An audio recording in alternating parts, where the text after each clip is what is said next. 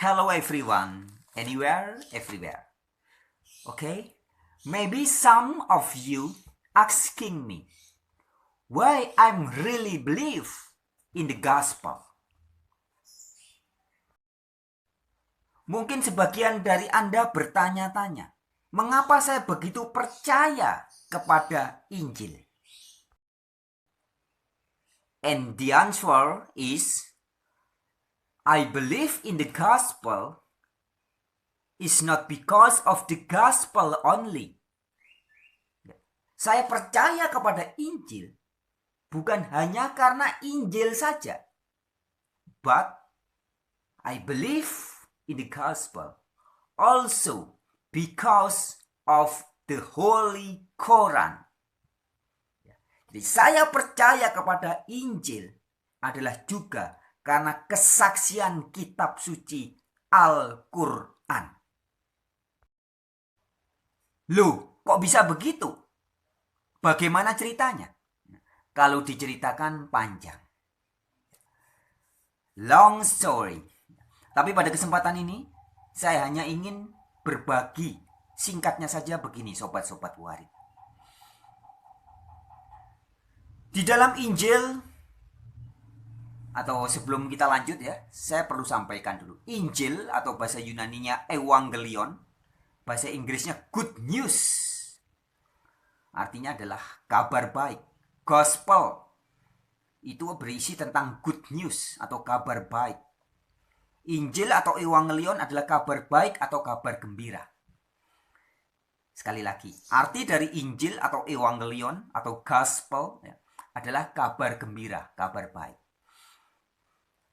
Inti dari Injil adalah kabar gembira dari Allah yang disampaikan melalui Yesus Kristus tentang kisah kelahiran Yesus, ajaran-ajaran yang disampaikan oleh Yesus, mujizat dan tanda-tanda yang dibuat oleh Yesus.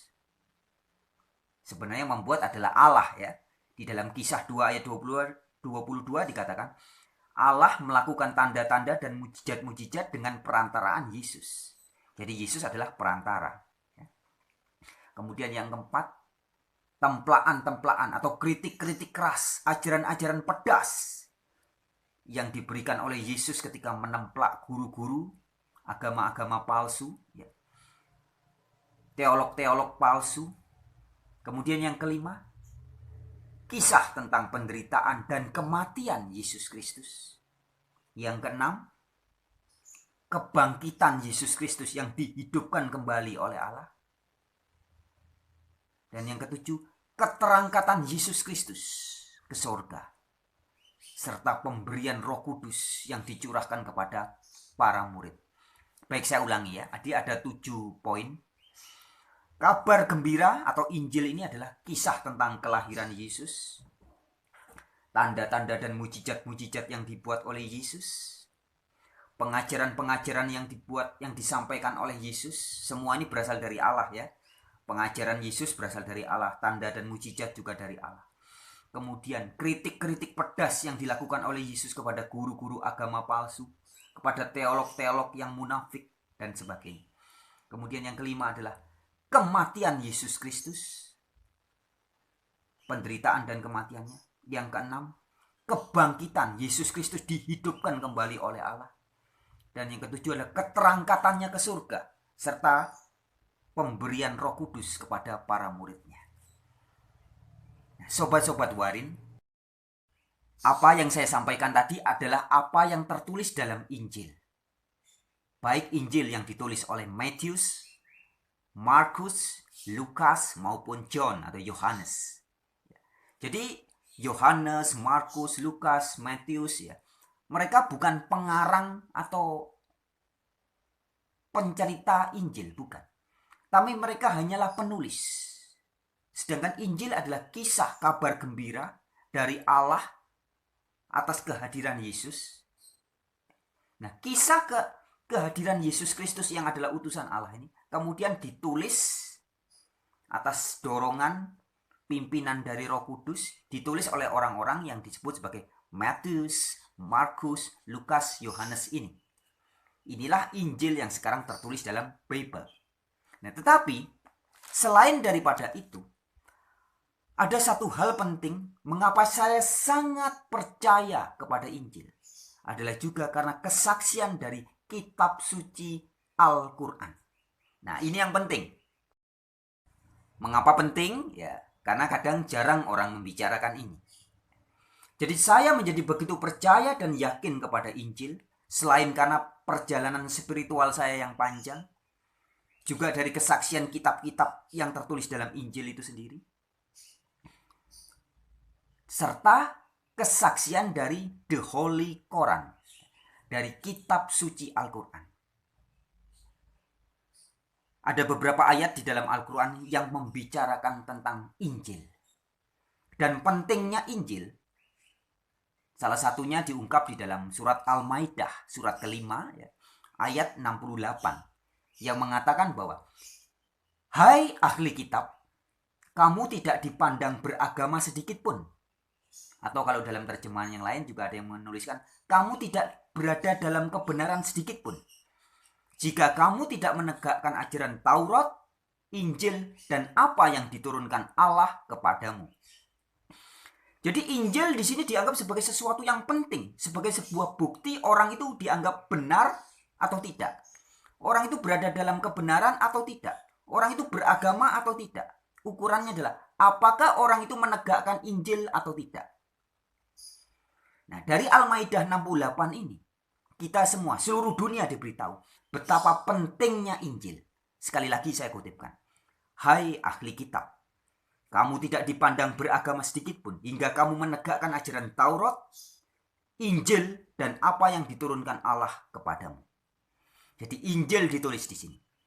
Kemudian yang lebih membuat saya terkesima lagi adalah kesaksian masih di surat Al-Maidah, surat kelima, di ayatnya yang ke-46. Di Al-Maidah 46 itu dikatakan bahwa Injil di dalamnya ada cahaya dan petunjuk dari Allah bagi orang-orang yang bertakwa. Jadi siapapun Anda bisa buktikan sendiri. Buka surat Al-Maidah ayat 46. Dikatakan bahwa Injil diturunkan untuk memperkuat Taurat. Dan Injil itu di dalamnya ada cahaya dan petunjuk dari Allah. Sehingga di ayat 48-nya, masih surat Al-Maidah, juga dikatakan bahwa Allah menjaganya. Jadi Injil yang di dalamnya ada apa? Ada cahaya dan petunjuk dari Allah bagi orang-orang yang bertakwa. Itu dijaga oleh Allah. Tertulis di ayat 48-nya. Nah, di dalam Holy Quran atau kitab suci Al-Quran, masih ada beberapa ayat lainnya yang membicarakan tentang pentingnya Injil ini. Tetapi 3 ayat itu cukup untuk saya bagikan kepada sobat-sobat warin. Al-Maidah 68, Al-Maidah 46, dan Al-Maidah 48. Ketiga ayat itu membuktikan betapa pentingnya orang memahami Injil. Sekali lagi di ayat 68 dikatakan, kamu tidak dipandang beragama sedikit pun jika kamu tidak menegakkan ajaran Taurat dan Injil dan apa yang diturunkan Allah kepadamu. Jadi Injil ini penting sekali. Bahkan di ayat 46-nya dikatakan Injil di dalamnya adalah cahaya dan petunjuk dari Allah bagi orang-orang yang bertakwa. Ya, namanya cahaya dan petunjuk itu sangat penting bagi kehidupan manusia. Itu sebabnya saya bisa bersaksi. Jika hari ini banyak orang yang menjalani kehidupannya tanpa arah yang jelas, tanpa tujuan hidup yang jelas. Salah satu sebab utamanya adalah karena orang ini tidak menjalani hidupnya dalam cahaya dan petunjuk dari Injil.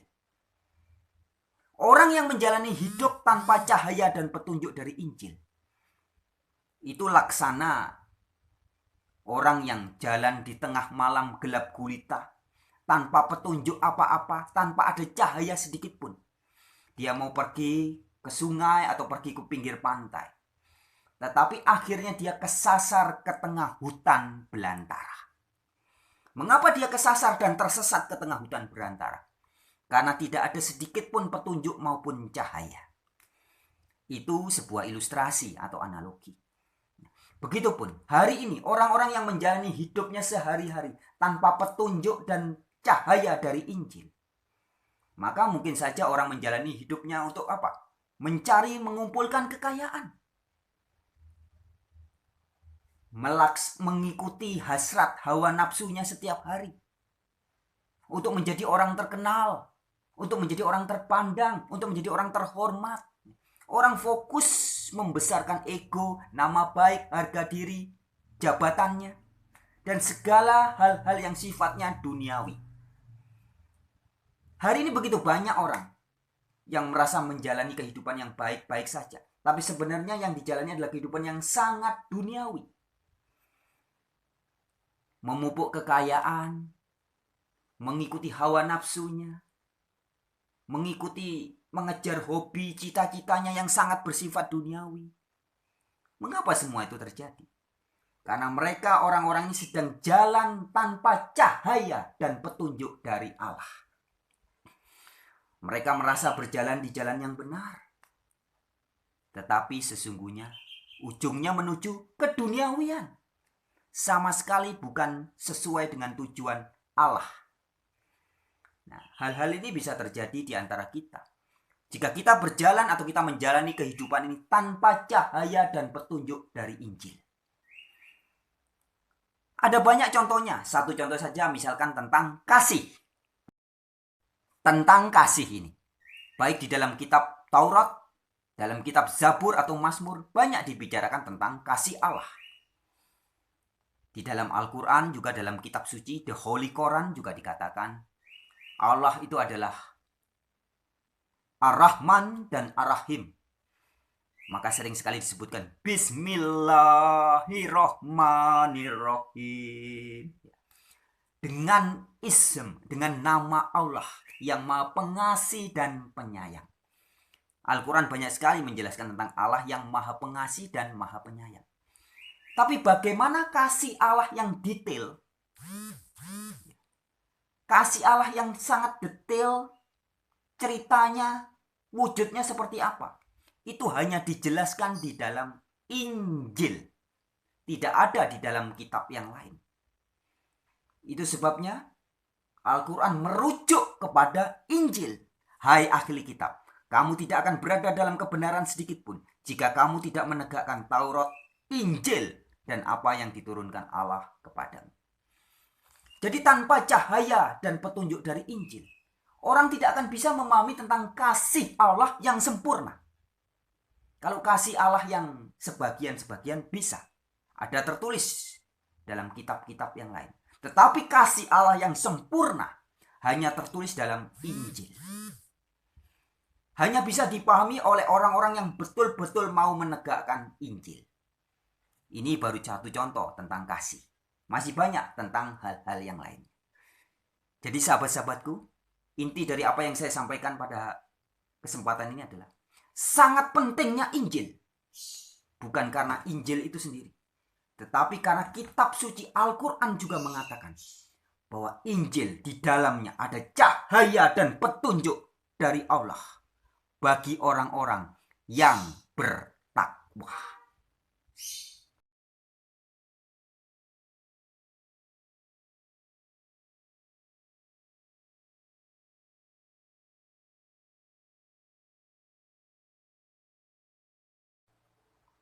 Tentang hubungan dengan sesama manusia. Hukum Taurat memberitahu kita, berlakulah adil. Tetapi mata ganti mata, gigi ganti gigi. Kejahatan harus dibalas dengan kejahatan yang setimpal. Kesalahan harus dibalas dengan hukuman yang setimpal.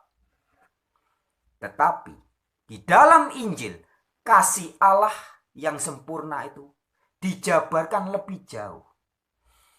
Sehingga Injil Yesus Kristus menyampaikan kepada kita, jika kamu ditampar pipi kirimu, berikanlah juga pipi kananmu. Jika ada orang yang menganiaya kamu, berdoalah. Jika ada orang yang memusuhi kamu, ampunilah dan doakanlah, bahkan kasihilah musuhmu. Ini tidak ada dalam ajaran kitab-kitab yang lain. Kasihilah musuhmu hanya ada di dalam Injil. Kabar gembira yang disampaikan oleh Allah Bapa melalui Yesus Kristus, utusannya. Begitupun, jika ada orang yang bersalah kepada kamu, apa yang dikatakan? Ampunilah 70 kali 7 kali. 70 kali 7 kali ini adalah simbol angka kesempurnaan. Jika ada orang yang berbuat salah kepada kita, kita harus mengampuninya, memaafkannya terus, menerus, dan menerus. Tanpa batas. Inilah Injil bagi dunia ini. Dan bayangkan sobat-sobat Tuhan, jika setiap dari kita melakukan, mempraktekkan ajaran yang disampaikan oleh Allah melalui Yesus Kristus ini, apa yang akan terjadi dengan dunia? Dunia akan penuh dengan saling memaafkan dan mengampuni. Dan ini tidak ada di kitab-kitab lain. Injil, di dalamnya ada cahaya dan petunjuk dari Allah.